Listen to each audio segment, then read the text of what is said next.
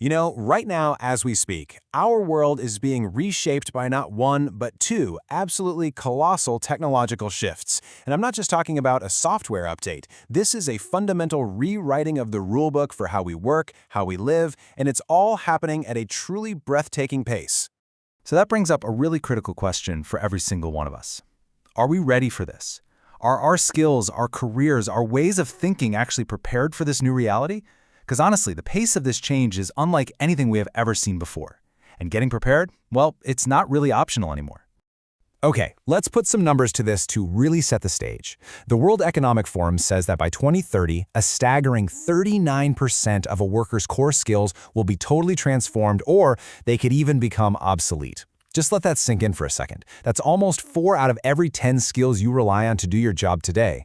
And if we zoom out to the global scale, this whole skills disruption is on track to displace around 92 million jobs by that same 2030 deadline.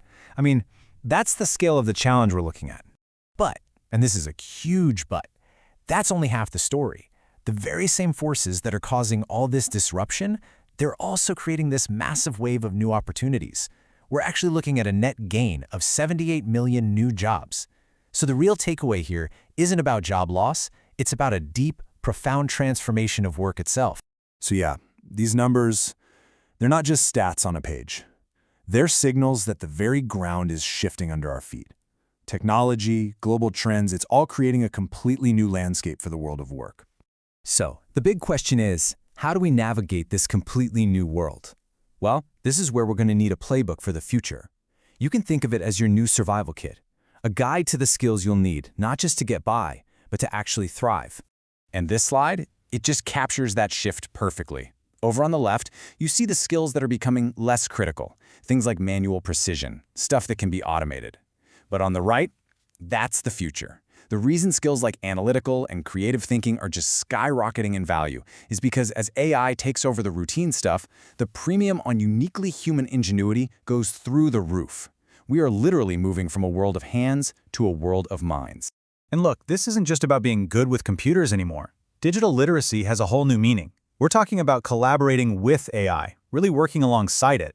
It's about having the critical thinking chops to spot a sophisticated deepfake and the ethical compass to navigate tricky issues like data privacy. This is the new definition of what it means to be literate in our digital world. But honestly, if you take just one thing away from this whole section, let it be this.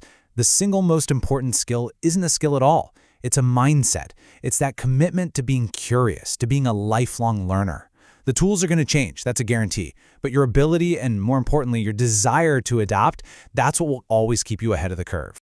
Now, just when we're all starting to get a handle on this whole AI revolution, guess what? There's another even bigger wave building on the horizon. This is the biorevolution, and folks, this transformation promises to be even more profound. So what are we even talking about here? Well, at its core, biotechnology is all about using the building blocks of life itself.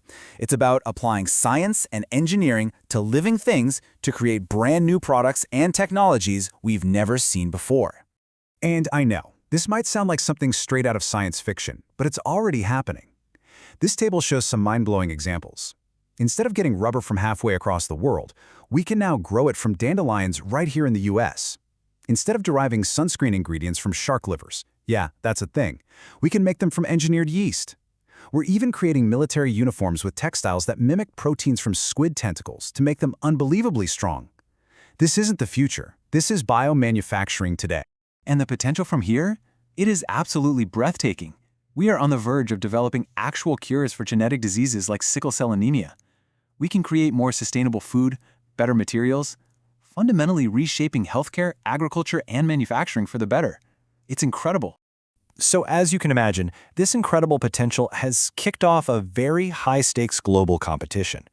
Leading the biorevolution isn't just a cool economic opportunity, it's become a critical challenge for national security and prosperity. It's really become a national quest. But here is the urgent reality check. This is a direct quote from a recent, really important report from the National Security Commission on Emerging Biotechnology, and the message couldn't be more stark or clear. The U.S. is at real risk of losing its edge. What the report found was that many of our historic strengths in this area have started to, well, atrophy.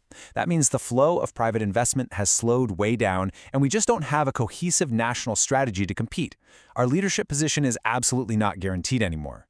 And meanwhile, the competition is moving, and they are moving fast. China is pushing an incredibly aggressive, coordinated strategy.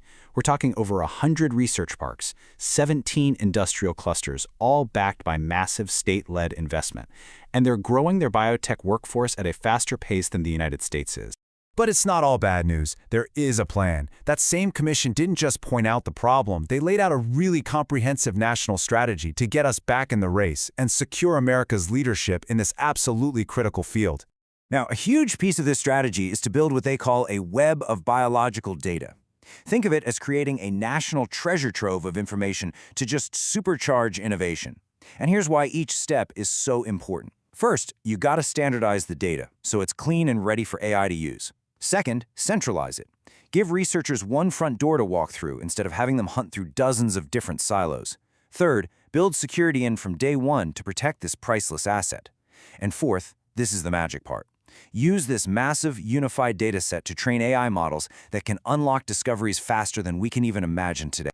Okay, so we've covered the global skills shift and this huge national biotech race. But what does all this mean for you? Let's bring it right back down to the individual level, because believe it or not, everyone has a role to play in this future. Yeah, this bio-revolution isn't just for scientists in white lab coats. If you're a student, pursuing what we call bioliteracy means you'll understand the science that's shaping your world, and it opens up amazing new career paths. If you're a farmer, you can use new biotechnologies to make crops more resilient to climate change. Entrepreneurs can build whole new businesses around sustainable bio-based products. And for all of us as citizens, just understanding that biotech is already in our daily lives, from life-saving medicines to the very enzymes in our laundry detergent, that's the first step to being a part of this incredible future. You know, the future isn't something that just happens to us. It's being designed and built right now by the choices that we all make today, the skills we decide to learn, the technologies we choose to embrace, the challenges we step up to take on. So the final question is really for you. In this great transformation, what will your chapter say?